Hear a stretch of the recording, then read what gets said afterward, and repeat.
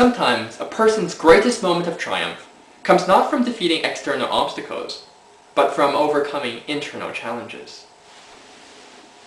Likewise, a country's greatest moment of triumph arrives when it overcomes internal challenges through the introduction of just and innovative domestic policies.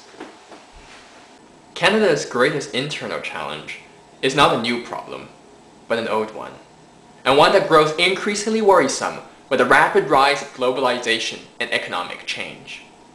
The problem that I speak of is the growing wealth imbalance among Canadians. My name is Randy I. I'm a 22-year-old law student from Toronto, Ontario, and as Canada's next great Prime Minister, I want to correct the country's wealth imbalance. There are three groups of people most affected by this country's wealth imbalance. These are farmers, seniors, and new immigrants. I want to start by talking about our farmers. Canadian farmers are facing economic hardship like never before. Fewer younger farmers are entering the profession, and it is harder than ever to make a profit. This is the first time in Canadian history where we may see the end of farming families that have existed for generations. We must provide financial incentives for young farmers to enter the profession, and also subsidies for older farmers to help support their families. We must also mandate that a percentage of all foods sold in Canadian supermarkets must be locally grown, thus ensuring there's always a demand for Canadian produce. Finally, it is imperative that we make heavy investments into farming technology that is both efficient and environmentally friendly.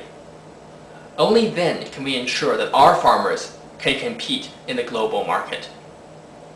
Next, we must help our seniors. Canada has an aging population, yet we do not have the social infrastructure to assist our seniors. Seniors are consistently neglected, and many live in economically despicable conditions. Others lack family and social support.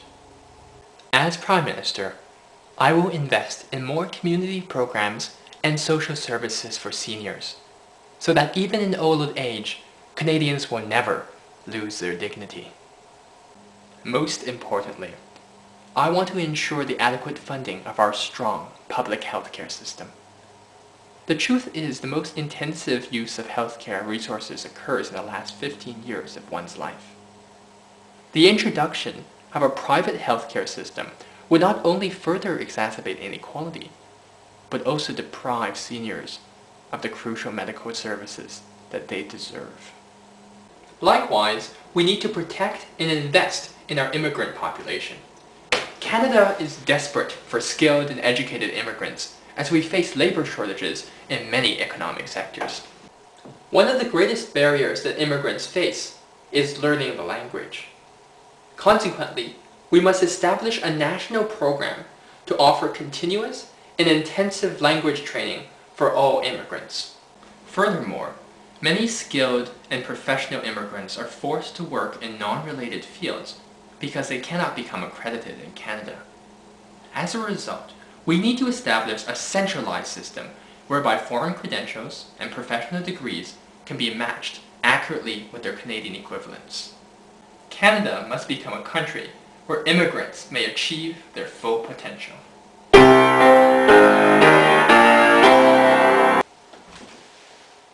If Canada can overcome the challenges of its domestic wealth imbalance, we will become a more prosperous and just country.